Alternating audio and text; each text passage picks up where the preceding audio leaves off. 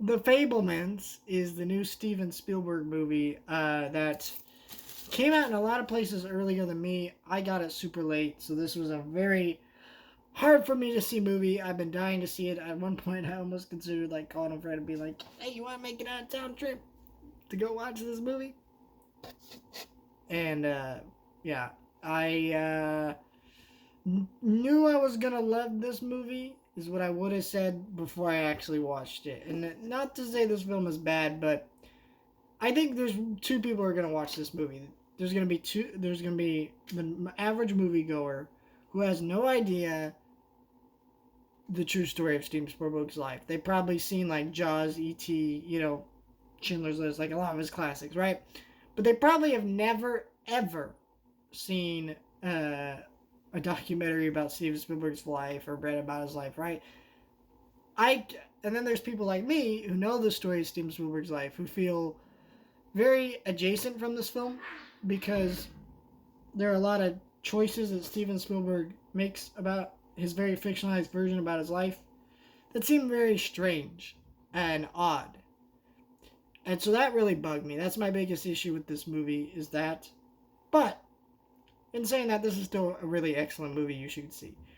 The performances are fantastic all around. Paul Dano, Seth Rogen, and a bunch of other people all do great jobs throughout this movie. It's a very emotional movie. It's an interesting movie because this is not the typical movie that you expect. See, when you watch the trailer for this movie, you're like, oh, a movie written and directed by Steven Spielberg about Steven Spielberg's life? You're like, sign me up. It's all going to be about the magic and love of movies. And while that's there and while that's prevalent throughout the movie, that is not what this film is about. This film portrays filmmaking as hard. It portrays it as painful. It shows how you can lose family, friends, sight of what's really important through the craft and what that really means and things like that. It doesn't portray any of this as like perfect or whatever. You can't just go and make a movie. It portrays it as a hardship it is. And that's great because a lot of filmmakers like will make movies about their love of film and it's just they act like it's just magic. They picked up a camera and just shot a film. They didn't have to learn how to do it. They didn't have to work hard to get to that position. Blah, blah, blah, blah. They don't really portray that. And that's the reality of the brilliance of this film is that it portrays the actual real grit and getting down to it, the griminess of filmmaking, and how that love is of filmmaking is what keeps us motivated to keep making films or art. It really just says it's about art in general. Like art is not easy. It's not a one-way street. It's like family. It's like it's very complicated emotions and things like that. And I think that's what this film was about. And it was incredibly beautiful and touching. The score was great. Of course, Steven Spielberg's direction, it was great.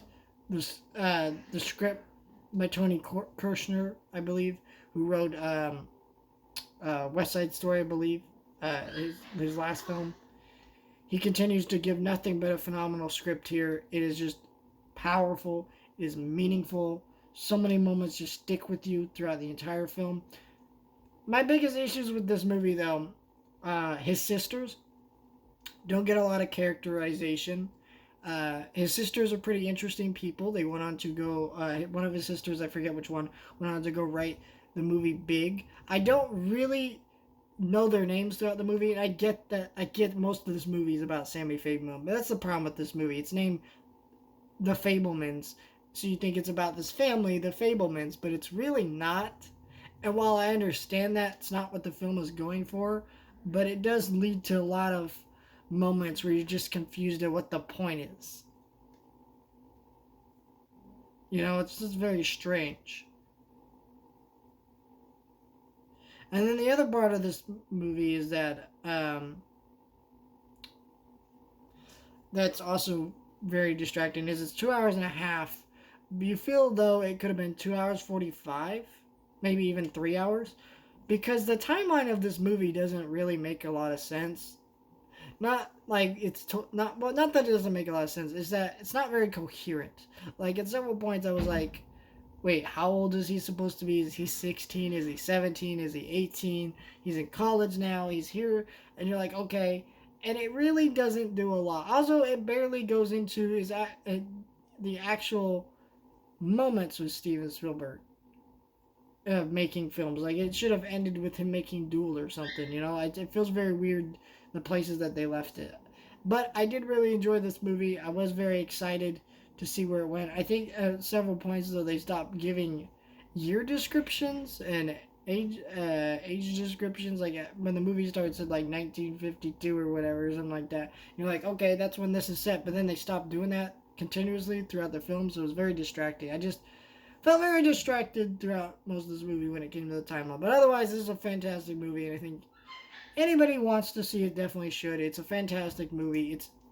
I mean, it's Steven Spielberg. You know, guy's never really made a truly bad movie other than Ready Player One and Hook and a few others. But other than that, I mean, this movie's phenomenal. I love this movie, and you know, I it's a hard one to say if I really love, honestly, but I do want to say that because so much of this film I do. There's so much that stuck with me at the end of it. I was in tears a little bit. So I don't know. This is just an interesting watch, and I want to see more films like it.